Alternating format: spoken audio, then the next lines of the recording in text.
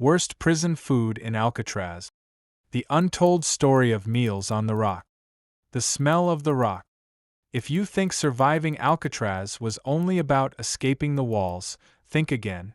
Subscribe, because the story you're about to hear will haunt the corridors of the rock forever. The fog rolled across the San Francisco Bay like a living thing, swallowing the island in a gray shroud. Alcatraz loomed from the water, its stone walls cold and unyielding, a fortress designed to break men both physically and mentally. Boats creaked in the harbor below, carrying supplies that never seemed enough. From above, the island looked serene, even picturesque, but inside, it was anything but.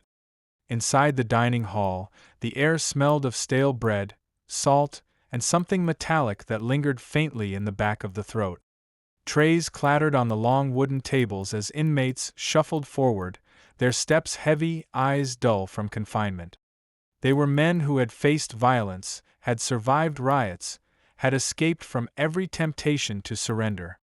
And yet, in that hall, they were prisoners not just of walls, but of meals that tested their endurance day after day. It was October 1958 when something unusual happened that would later be whispered in the inmate population as a dark omen. A tray of breakfast had been served late, watery oatmeal with lumpy bits floating like debris, bread that smelled faintly sour, and eggs that appeared grayish under the dim fluorescent lighting. Inmate Frank Red Callahan, serving time for armed robbery, picked at his tray. He had always been meticulous about his food, inspecting it before even one bite, but today, he noticed a strange smell emanating from the eggs. His stomach churned. He muttered to the man next to him, Tommy Reese, a veteran of a dozen other federal prisons, "This isn't right. That's not just stale, it's rotten." By the time the morning shift had ended, 2 inmates had collapsed, clutching their stomachs and groaning in pain. Officers shrugged, citing indigestion or too much coffee. But whispers spread quickly. "It's the eggs again," someone said, eyes darting to the kitchen. Same batch from the morning dock shipment. The kitchen that controlled survival. Alcatraz's kitchen was a cathedral of control. The ovens were industrial, the pots massive, the staff a mix of government employees and carefully selected inmate assistants. Yet despite the scale, food scarcity and repetition ruled the day. According to reports, breakfast, lunch, and dinner followed strict menus. Oatmeal or watery gruel, weak coffee, thin slices of bread. Meat was occasionally served, often overcooked or undercooked depending on the chef's mood and the supply truck's timing. Vegetables were boiled into nothingness, and fruit was rarely fresh. The kitchen staff had its own hierarchy. Supervisors, usually correctional officers, maintained order with fear as their tool. Inmate assistants were given responsibility in exchange for small privileges. But the privileges were illusions. Mistakes could result in punitive measures, transfers to solitary, or removal from the kitchen entirely. It was here, in the gray, steaming kitchens, that power was wielded with quiet precision.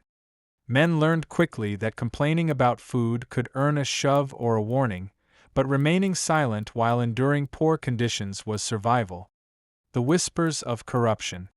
By November 1958, unconfirmed reports began circulating among the inmates that some provisions arriving from the docks were already spoiled. Inmates whispered about the meat that was gray when it arrived, and bread that had started to mold on the trucks before reaching the island. The Bureau of Prisons records, according to reports, often claimed that every shipment met federal standard.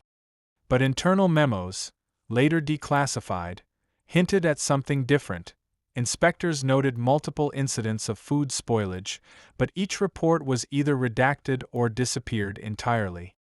Some of the inmates who had worked in the kitchen as assistants claimed they had been instructed to repackage old meat or mix partially spoiled rations with fresh supplies to cover shortages.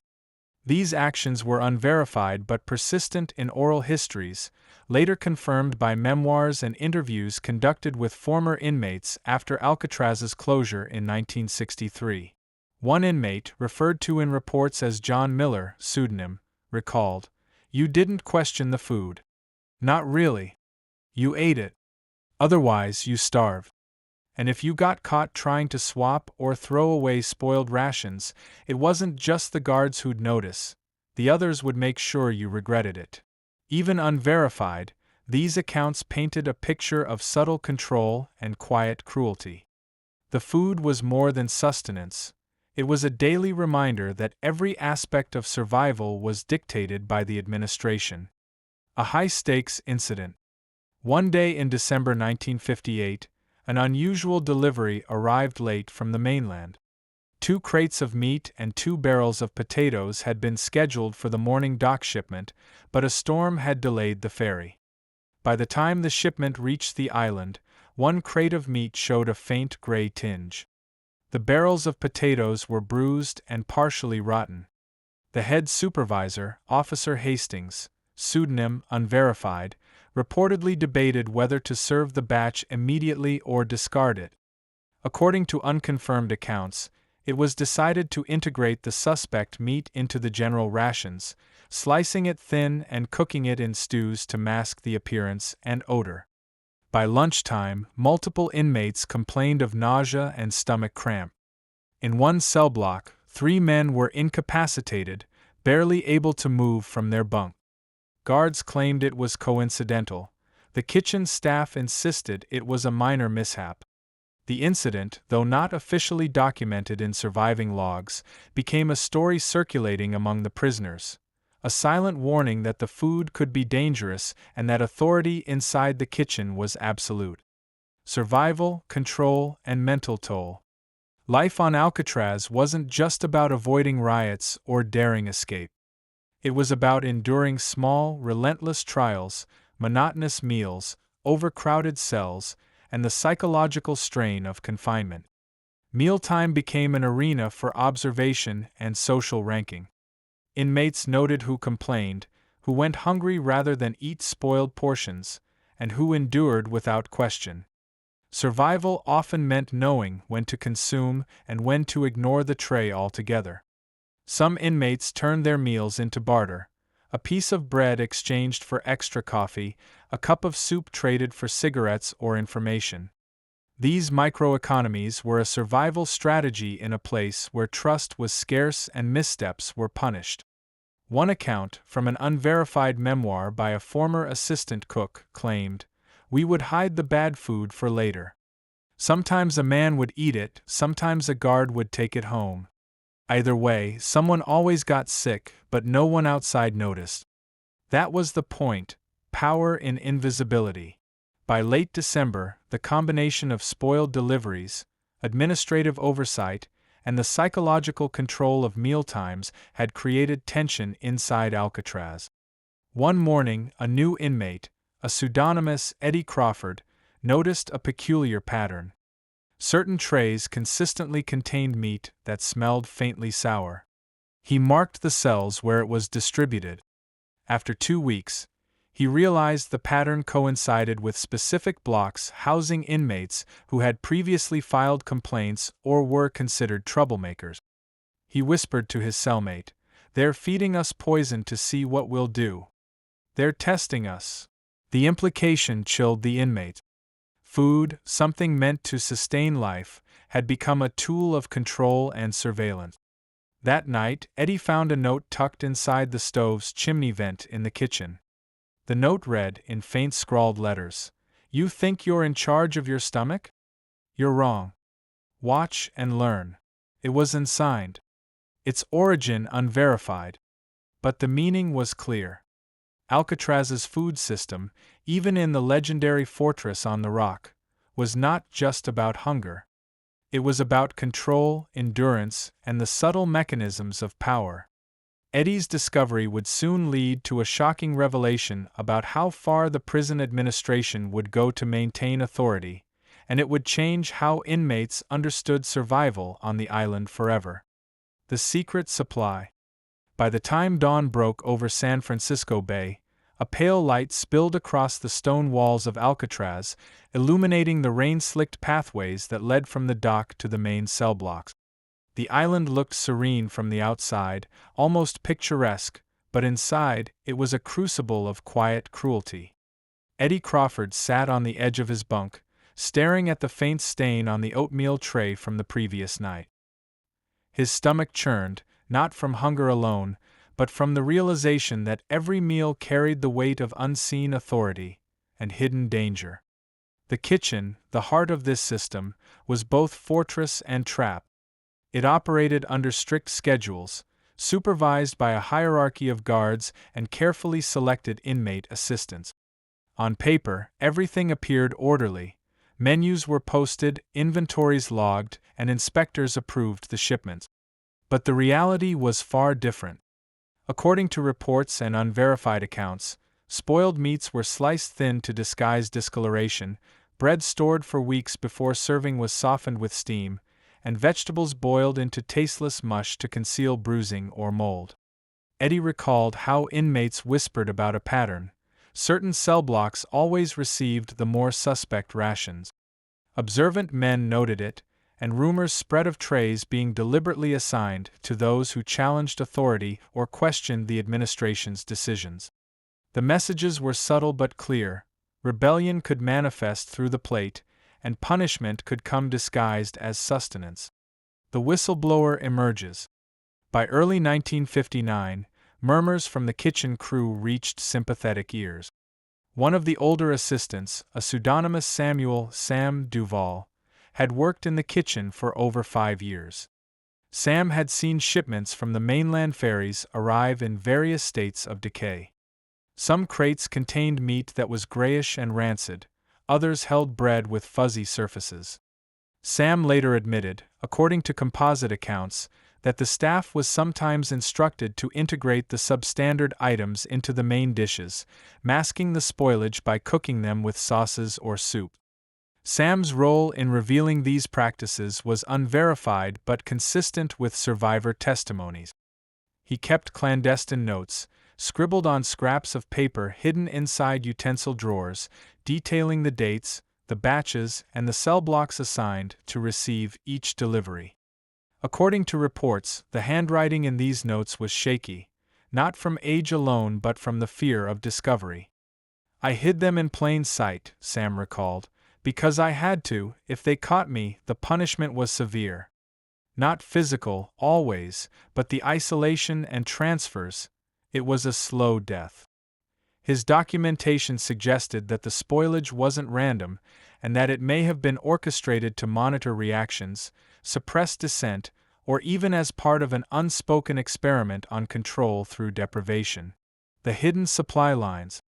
A small network of ferry operators and dockhands provided the incoming shipments.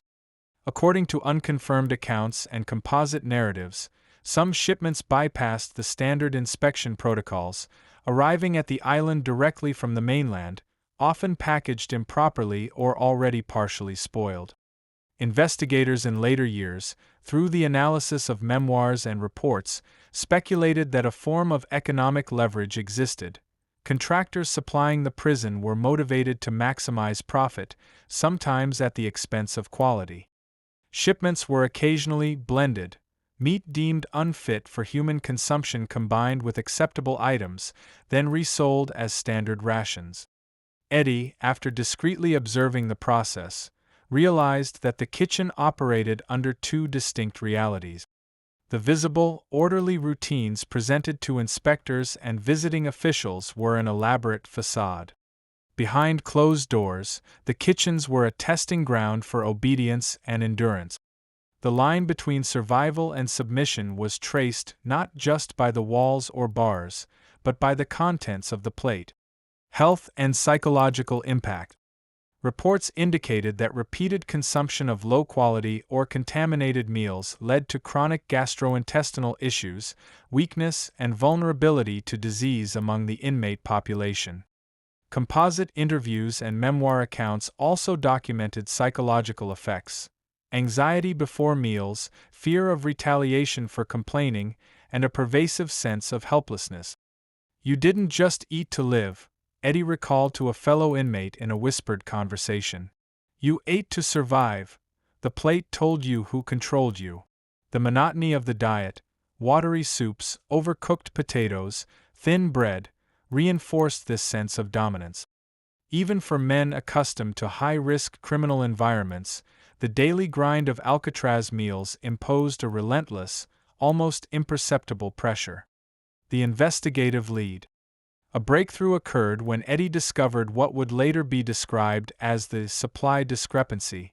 Crates that were documented as delivered and inspected on logs did not match the quantities actually prepared in the kitchen.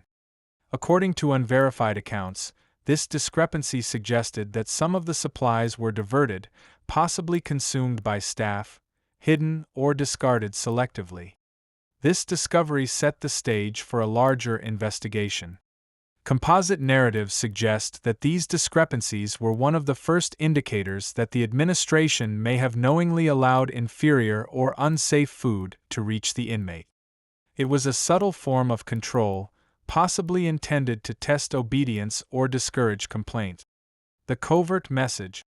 Toward the end of Chapter 2's events, Eddie stumbled upon a note left in a corner of the kitchen, hidden behind a stack of utensil trays. Written in crude ink on a scrap of paper, it read, "Watch the deliveries. Control is in every slice. Survival depends on silence." This message, unsigned and anonymous, became a haunting symbol of the invisible mechanisms of power at Alcatraz. It implied that the manipulation of food was not incidental, but deliberate, a tool wielded to maintain order, assert authority, and test the endurance of those confined within the walls. By now, Eddie understood that the struggle on Alcatraz was not only about confinement and escape attempts. It was also about enduring a carefully orchestrated system that controlled even the most mundane aspects of daily life. As the fog rolled over the island that evening, Eddie watched a shipment arrive at the dock. Crates were unlabeled, the ferry operator hurried, and a shadow moved silently along the pier, someone watching, someone orchestrating. He realized then that the kitchen's secrets were only the beginning. There was a network, a hidden system of control and distribution, and perhaps a silent, untraceable power that ensured the meals on the rock would continue to serve as both sustenance and surveillance. Eddie's pulse quickened as he whispered, "If the plates speak, who will listen?" The answer would not come easily, and the next chapter promised revelations that would expose the very machinery behind Alcatraz's legendary control, and the men who profited from fear, hunger, and compliance. The hidden inventory. The fog had thickened overnight, blanketing Alcatraz in a damp gray veil. From the mainland, the island appeared almost serene, a lighthouse in the bay, a symbol of America's most notorious prison. But for Eddie Crawford and the small group of observant inmates, serenity was an illusion. Inside, the fortress hummed with the low, constant rhythm of control. The clatter of trays, the hiss of steam from the kitchens, the metallic echo of keys sliding through lock. Eddie crouched near the edge of the kitchen stairwell, listening. The day's breakfast had just been delivered, and the assistants were moving quickly, unpacking crates, sorting meats, bread, and vegetables into containers for the dining hall.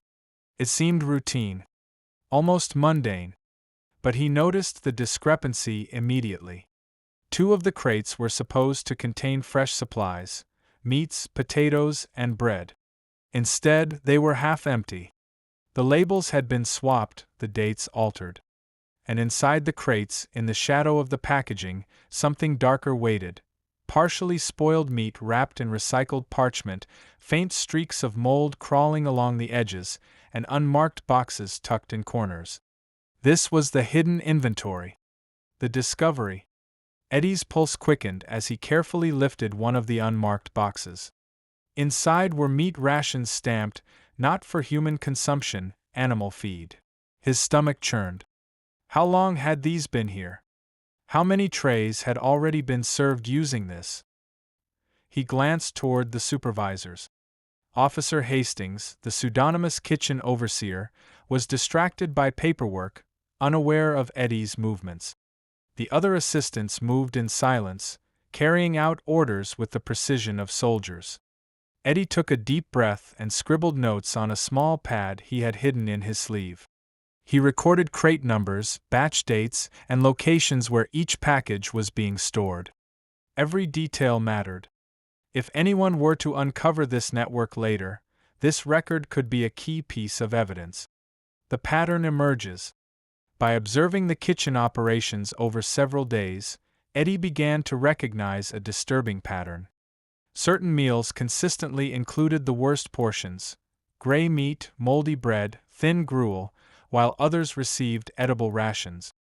It seemed arbitrary at first. But then, looking closer, Eddie noticed a correlation.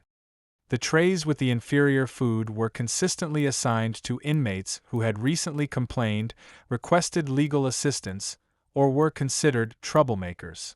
The revelation chilled him. This wasn't just negligence. It was selective, targeted, and calculated. According to unverified inmate accounts and later composite reports, this practice functioned as both punishment and control. By manipulating the quality of meals, the administration could subtly enforce hierarchy, maintain obedience, and instill fear without overt violence. The whistleblower's warning. One night, while inspecting the storage area near the docks, Eddie overheard two kitchen assistants talking quietly. Their words confirmed what he had feared. "If the inspectors ever check the frozen stock, make sure those crates are gone first," one whispered. "Yeah, boss says no mistakes." "They can't see what we're doing," the other replied. Eddie's hands tightened around his notebook. The implication was unmistakable. The hidden inventory wasn't accidental. It was part of a deliberate scheme to conceal spoilage and unsafe food from external oversight. Meals were being repurposed, rotated, or even disguised entirely before being served to inmates. Later accounts suggest that this covert operation extended beyond the kitchen itself. Supplies arriving from the mainland were sometimes pre-sorted before leaving the docks, with certain items diverted for purposes unknown. The health consequences. The physical toll on inmates was immediate. Composite reports and memoirs from former prisoners described chronic digestive issues, weakness, and frequent bouts of nausea.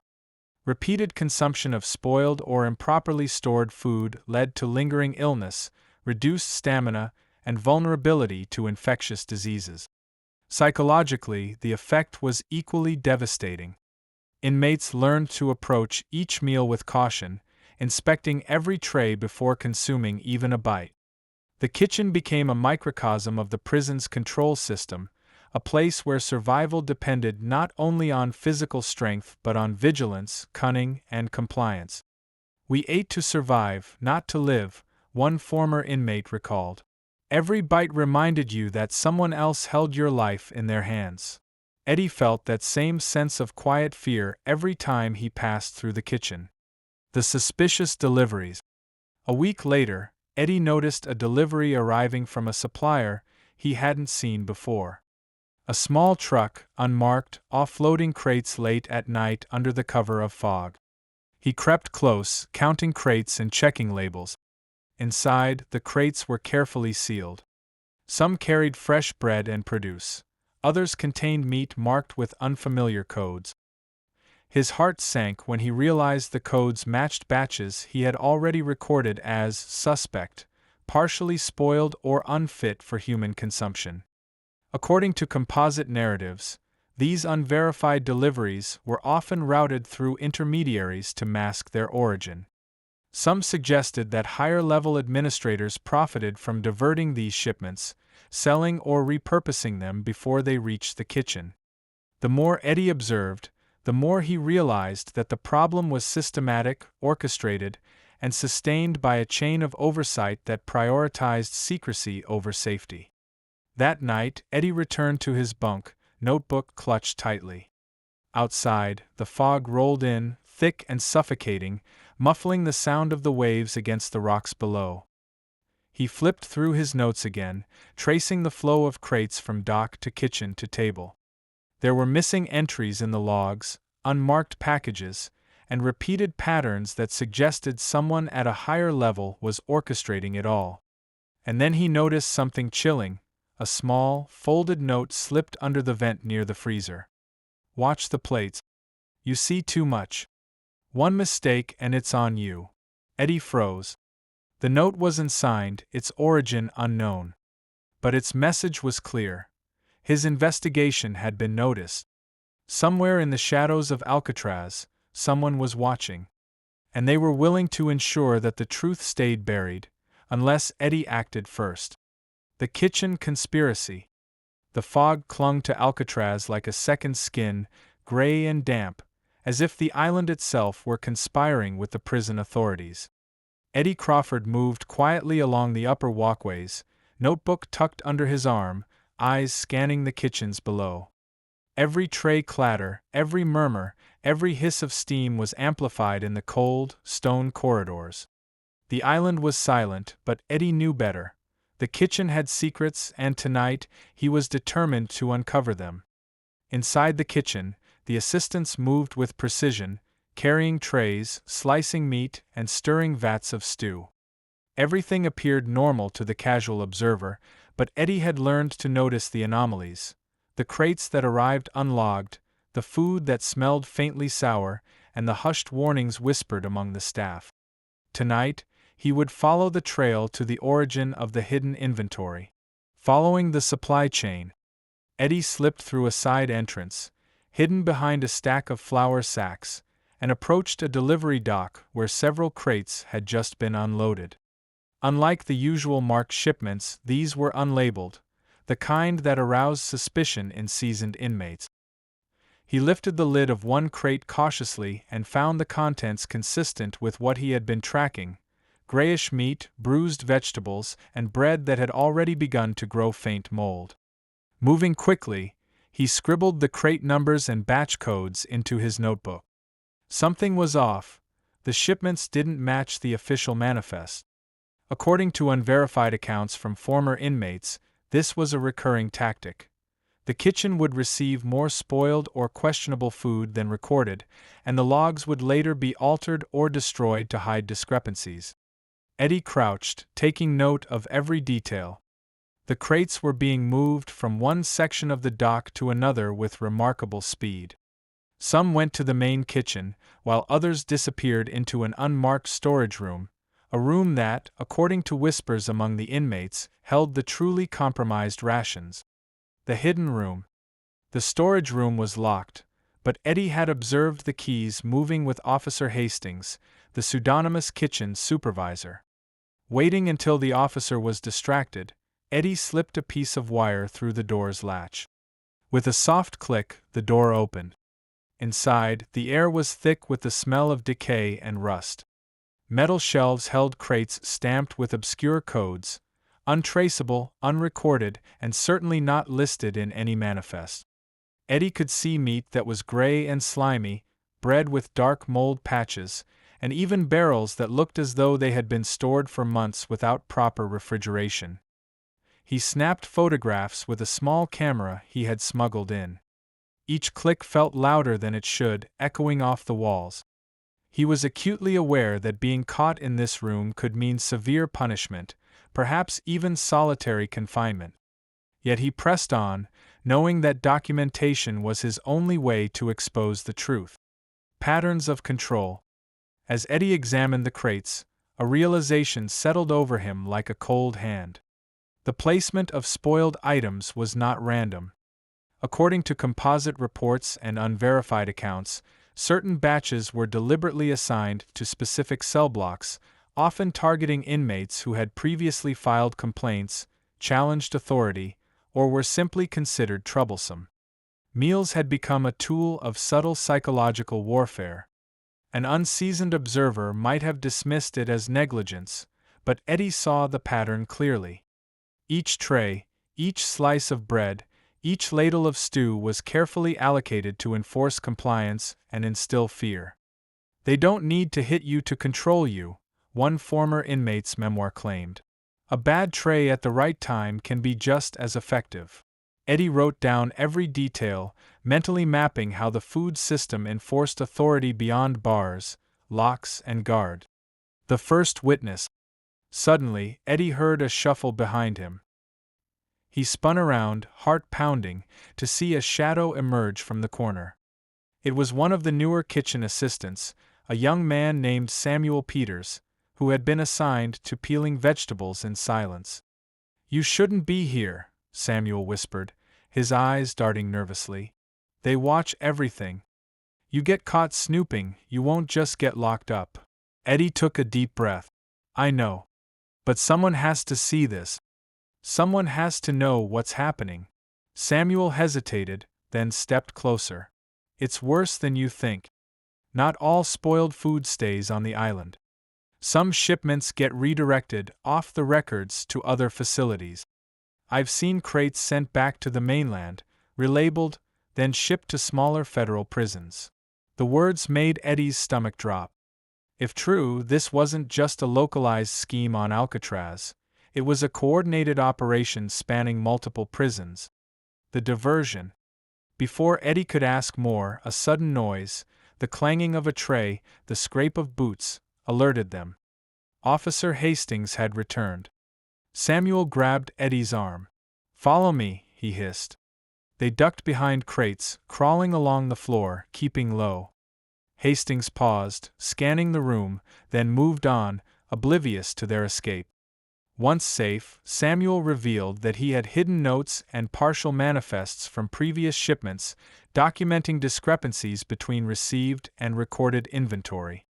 According to him, he had been tracking the pattern for months, but fear kept him silent, until now. "If you're serious about exposing them," Samuel said, "you'll need everything. The manifests, the shipment codes, the distribution logs, they're all altered to cover the traces." Eddie nodded. He realized that this was bigger than spoiled meals. This was a systematic cover-up, a corruption network built into the very operations of the prison's supply chain. The discovery. Over the next few nights, Eddie and Samuel worked covertly to cross-reference the manifest data with photographs and eyewitness accounts. The results were staggering. Crates marked edible were in fact carrying spoiled or repurposed items. Shipments were rerouted through storage rooms, then redistributed, and batches intended for inspection were swapped with dummy trays to maintain the illusion of compliance. The pattern suggested deliberate orchestration by kitchen supervisors, possibly with tacit approval from higher administration. It was a quiet form of enforcement, hidden behind official procedures and the fog of routine. Eddie's notebook grew heavier with evidence. Shipment codes, photographs, sketches of the storage layout, and scribbled observations from the kitchen floor. The more he documented, the more he understood the depth of the conspiracy. Food, a basic necessity, had become a tool for control, obedience, and silent punishment. On the seventh night, as fog rolled across the island and waves crashed against the cliffs below, Eddie witnessed a shipment being moved from the hidden storage to the main kitchen. Among the crates was one he recognized. It was marked with a code that corresponded to a batch associated with previous illness incidents. He noticed a folded note tucked inside the lid. He retrieved it carefully. Written in faint, scrawled letters were two chilling words: "We're watching." Eddie's pulse quickened. Whoever had orchestrated this operation was aware of intrusions, aware of observations, and aware of his presence. As he stepped back into the shadows, the realization hit him. The kitchen conspiracy on Alcatraz was not just about food. It was about power, surveillance, and fear. And now, Eddie was a part of it, a witness whose survival depended on discretion, cunning, and the courage to expose the truth. The next step would be the most dangerous yet, tracing the network beyond Alcatraz and uncovering the people who profited from misery on the rock. The supply chain exposed. The morning fog hung heavy over the San Francisco Bay, muting the roar of the waves against the rocky cliffs below Alcatraz. Eddie Crawford moved cautiously along the upper walkways, notebook pressed to his chest, eyes darting to the dock where supply shipments were arriving. Every crate, every barrel, every delivery held secrets, and Eddie was determined to uncover them all. The mystery of spoiled meals and hidden rations had become personal. For weeks, Eddie and Samuel Peters had been mapping the flow of supplies inside the kitchen, cross-referencing manifest logs with actual inventory. Patterns emerged that hinted at a larger operation, one that extended far beyond the island. Tonight, Eddie would follow the trail beyond Alcatraz. The mainland connection, the supply chain, began on the docks of San Francisco, where ferries arrived from warehouses scattered throughout Northern California. Eddie, disguised as a maintenance worker, observed a shipment of crates labeled Alcatraz Provision, or Standard Ration, being loaded onto a truck. But the labels were deceptive. Inside, the crates contained meat that had been partially thawed and refrozen, bread with dark patches of mold, and vegetables that had begun to rot. Some crates were missing entirely from the manifest, while others were diverted to hidden storage rooms before reaching the main kitchen. Eddie followed the truck as it left the docks, winding through narrow city streets before arriving at a nondescript warehouse in Oakland. According to unverified reports, this warehouse served as a central hub where Alcatraz shipments were consolidated and processed to mask spoilage.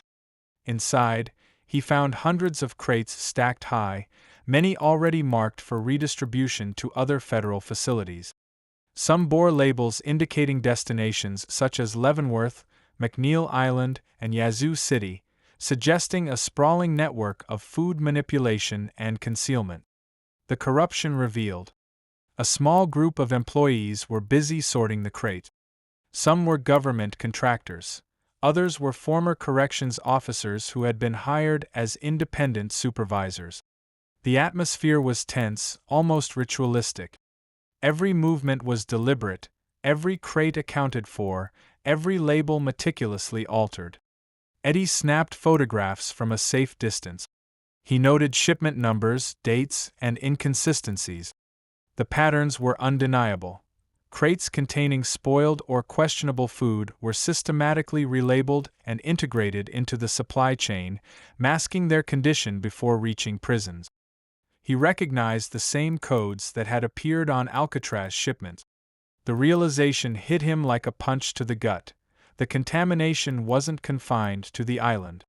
The network spanned multiple facilities, ensuring that inmates across the country were consuming food that had been deemed unfit, and the process was sanctioned by people in positions of power. The witnesses. Inside the warehouse, Eddie encountered a middle-aged employee who looked uneasy at his presence. He introduced himself as Harold Green and spoke in low, hurried tones. "You shouldn't be here. If they catch you snooping, they won't just throw you out, they'll ruin you," he said. Eddie assured him he was careful, keeping his notebook and camera hidden. Green glanced around nervously. "It's worse than you think," Green whispered. "They don't just send bad food to Alcatraz. Every federal facility gets the leftovers. Expired meat, moldy bread, canned goods nearing expiration. It's all blended, repackaged, and sent out. The inspectors? Bought off. Records falsified. Anyone who complains disappears." Eddie felt a chill. This was the confirmation he needed. The corruption extended beyond a single prison, beyond a single kitchen. It was a coordinated system designed to evade accountability while maximizing profit and control. The risk escalates. Eddie continued documenting the crates and shipments when he noticed movement behind a stack of pallets. Two men, dressed in dark jackets, appeared to be inspecting the inventory. Their presence was unusual, too precise, too intentional. He ducked behind a crate just in time. The men spoke quietly but clearly. "Make sure the manifests match the relabeled crate. We can't afford mistakes.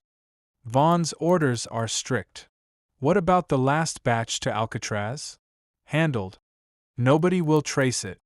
The inspectors are blind." Vaughn. The name sent a ripple of fear through Eddie. Michael Vaughn, the same contractor suspected of manipulating supplies, was overseeing the operation directly. Eddie realized the scope of the corruption. Vaughn's network controlled shipments to multiple prisons, manipulating both quality and records, while maintaining plausible deniability. The evidence collected. Eddie and Green moved carefully, collecting photographic evidence, shipment numbers, and handwritten notes from the warehouse. Each item was a piece of the puzzle: batch codes, temperature logs, rerouted crates, and falsified manifests. He documented a series of crates stamped with Alcatraz and Leavenworth, both containing partially spoiled items. Some shipments included written instructions to substitute items and conceal spoilage. Others carried explicit warnings to alter inspection reports. As he reviewed the photographs, Eddie's pulse quickened. This evidence, once exposed, could ignite federal investigations and congressional hearings. But it also put him directly in the crosshairs of a network willing to protect its secrets at any cost. The near capture. As Eddie prepared to leave, he heard footsteps and the clatter of boots on concrete. 2 security guards, alerted by Green's nervous movements, were approaching rapidly. Eddie ducked behind crates, heart racing. One guard bent down to inspect the stack of crates, while the other scanned the area with a flashlight. Eddie held his breath, every second stretching into eternity. A crate top shifted slightly under his weight, making a faint squeak. The guards paused, exchanged glances, then continued past without incident. Eddie exhaled slowly, realizing how close he had come to being discovered. Being caught could have meant imprisonment or worse.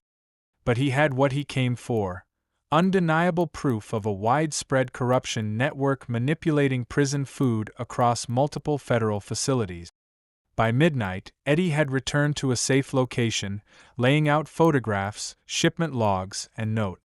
The pattern was clear. Alcatraz was only one node in a nationwide web of food manipulation, corruption, and deliberate deception. A new envelope slid under the door, unmarked. Eddie opened it carefully. Inside was a photograph of crates arriving at Alcatraz, the same crates he had documented, with a note scribbled on the back: "You're close. Too close. Stop before they find you." Eddie's stomach turned. The network had noticed his investigation. Someone was watching. He whispered to himself, determination hardened into resolve. They think they can hide it forever, but the plates will tell the story.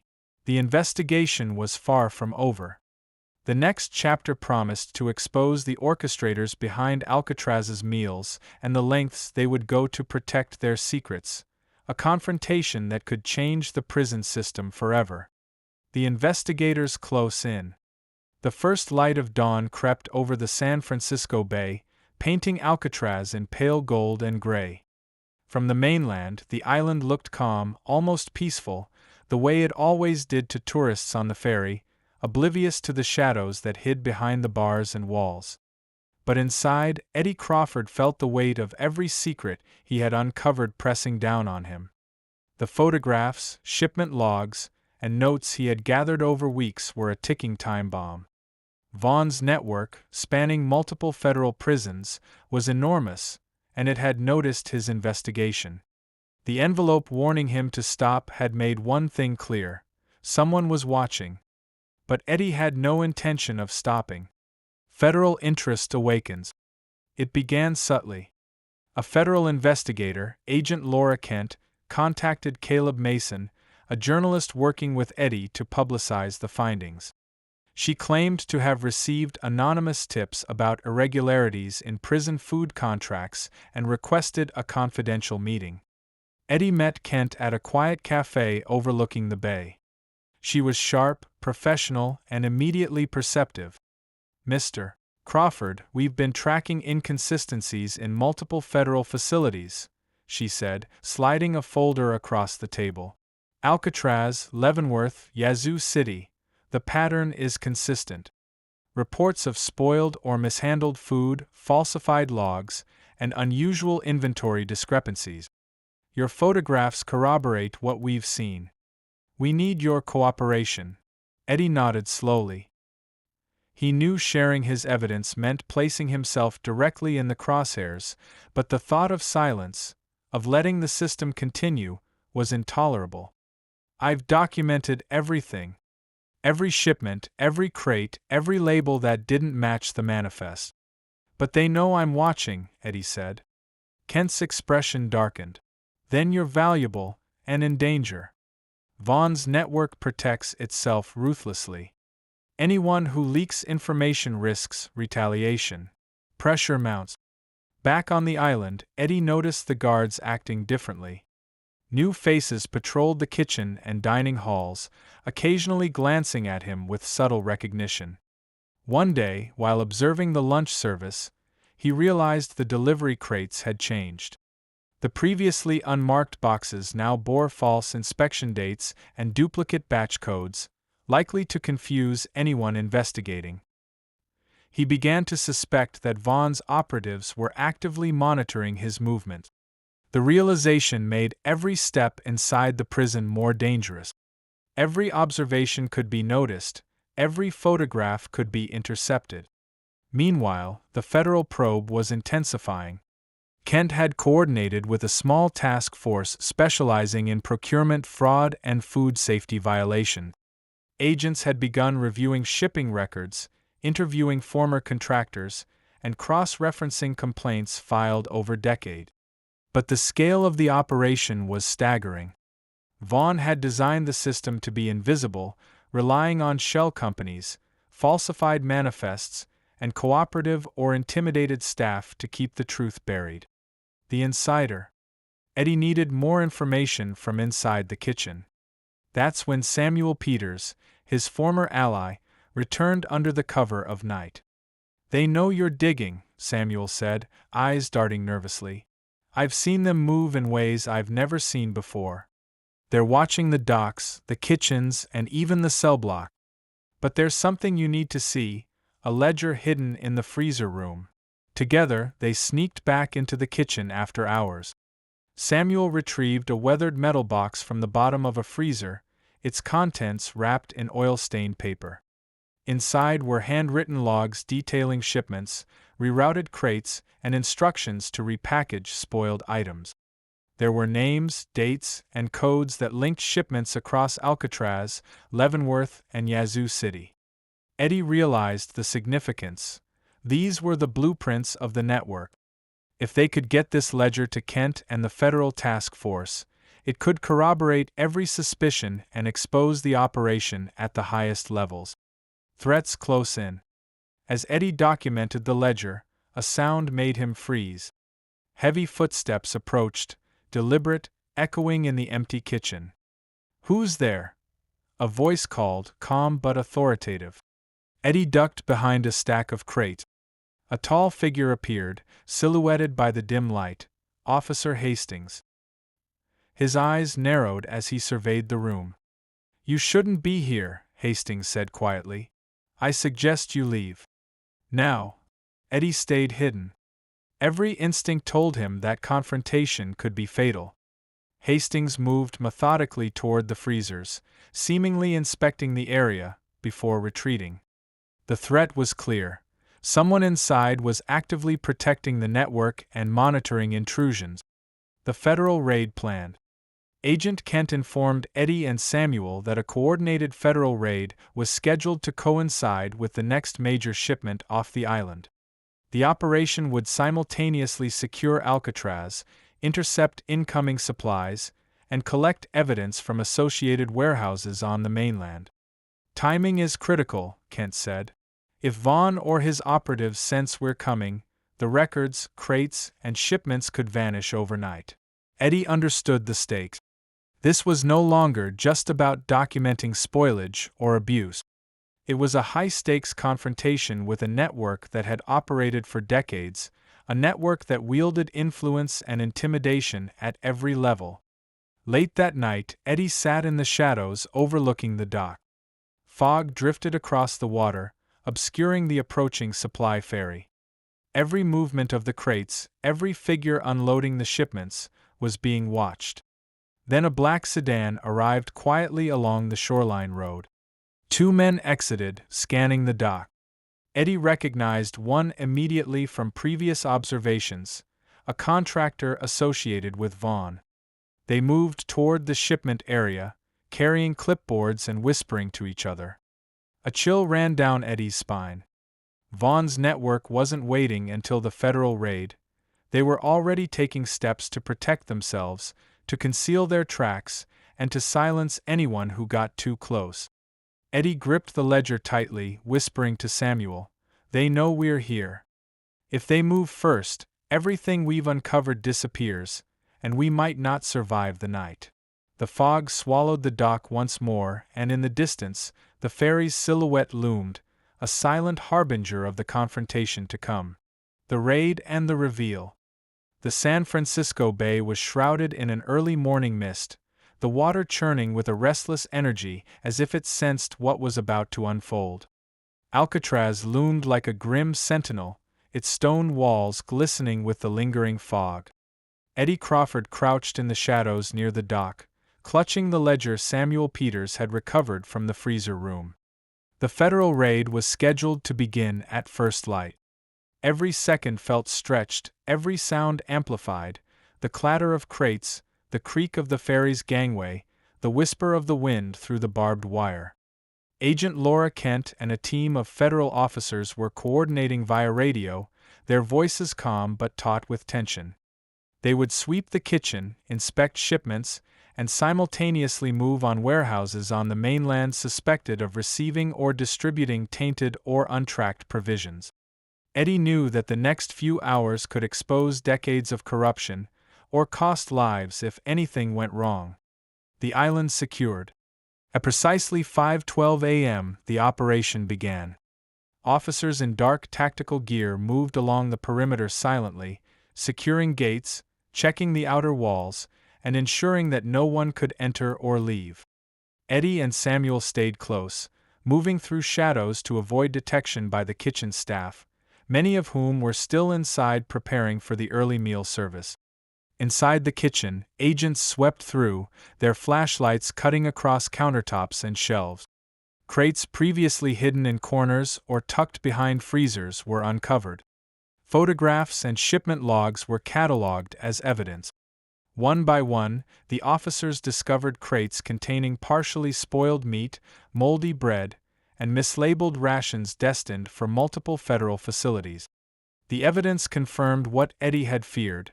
Alcatraz's kitchen was not merely negligent. It was a hub of deliberate deception, part of a nationwide system manipulating prison food supplies for profit, control, and concealment. The mainland connection exposed. Simultaneously, federal teams raided warehouses in Oakland and nearby towns. Crates that had been rerouted, mislabeled, or altered to obscure spoilage were discovered in storage rooms, stacked in deliberate patterns.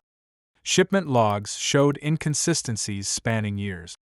Emails, memos, and handwritten notes revealed a web of contracts, shell companies, and coordinated distribution designed to prevent inspectors from discovering the true condition of the food. Agent Kent examined the documentation alongside Eddie. "This is extensive," she murmured. "They've been running this network for decades. Every federal facility supplied by Vaughn or his contractors has been affected, not just Alcatraz." Eddie's stomach turned as he reviewed batch codes and shipment destinations. The evidence spanned dozens of prisons: Leavenworth, McNeil Island, Yazoo City, and even smaller satellite facilities. Spoiled or unsafe food had been systematically distributed while records were falsified, inspections manipulated, and oversight circumvented. The network dismantled. Back on the island, officers apprehended the kitchen supervisor, Officer Hastings, who had overseen operations for over a decade. Under questioning, Hastings confessed, unverified but consistent with Eddie's findings, that the procedures for repackaging, hiding, and redistributing spoiled food were approved by higher authorities, contractors, and, according to hints in the confession, people no longer on the island. Meanwhile, Agent Kent coordinated the interception of shipments still en route to mainland prisons. Additional arrests were made, including contractors affiliated with Michael Vaughn's network. Vaughn himself remained at large, but his influence over Alcatraz's supply chain had been effectively severed. The evidence gathered during the raid would later be critical in federal investigations into food safety violations, falsified records, and systemic corruption across the prison system. The aftermath on Alcatraz. Eddie and Samuel watched as the agents cataloged every crate, photograph, and ledger entry. The kitchen, once a place of silent fear, had been laid bare. Inmates whispered among themselves, some cautiously optimistic, others skeptical. "They'll fix it now," one asked. "Maybe," Eddie replied. "Or maybe this just proves how much power they had to hide the truth for so long." The raid confirmed that food at Alcatraz had been a tool of control as much as nourishment. Meals were a silent enforcement mechanism, dictating compliance, reinforcing fear, and subtly punishing those who questioned authority. The systemic corruption extended beyond the rock, implicating contractors, warehouse operators, and, indirectly, high-level officials responsible for oversight. The shocking revelation. Weeks later, declassified reports and court documents confirmed the scale of the conspiracy. Spoiled food, mislabeled shipments, and falsified inspection logs were standard practice in Vaughn's network. Investigators estimated that thousands of meals served across multiple federal prisons over decades had been affected. What made the story truly horrifying was the realization that the deaths, illnesses, and chronic suffering caused by the contaminated food had been deliberately minimized in official reports. Complaints were ignored, grievances disappeared, and whistleblowers were silenced, through transfers, intimidation, or administrative erasure. Eddie, reflecting on the investigation, realized that Alcatraz was both symbol and method. The island was designed to isolate, control, and intimidate. Its meals, seemingly mundane, were yet another layer of domination. The final confrontation. In a rare public hearing, Agent Kent presented Eddie's photographs, Samuel's testimonies, and shipment logs to congressional investigators. Lawmakers reacted with shock and outrage. The system's abuses, previously obscured behind bureaucratic procedures and smoke-screened inspections, were laid bare for the nation to see. While Vaughn remained at large, the network he had overseen was dismantled. Contractors were indicted, supervisors prosecuted, and federal oversight strengthened. Alcatraz itself underwent a thorough audit, and kitchen protocols were rewritten to ensure transparency and safety. The haunting end. Eddie stood at the edge of the dock one final time, watching the fog roll over the bay. The island behind him was silent, its stone walls empty of activity. He thought of the countless men who had endured decades of silent suffering, surviving not only the walls and isolation but the meals that tested their resilience day after day. Food was more than sustenance here, Eddie whispered to Samuel. It was a measure of fear, a tool of power. And now, the truth has been served. The ledger, photographs, and testimonies would remain as enduring proof. But Eddie knew one thing: systems of corruption adapt. Someone else, somewhere, might try the same scheme again. The vigilance of truth seekers, journalists, investigators, and whistleblowers, was the only thing that could ensure history did not repeat itself. As the sun broke through the fog, casting a pale light on the rock, Eddie walked away from the dock. Behind him, Alcatraz's shadows seemed to shift, reminding him that the prison's legacy was not just of escapes and confinement, but of endurance, silent suffering, and the untold stories of those who survived, or did not, the meals on the rock.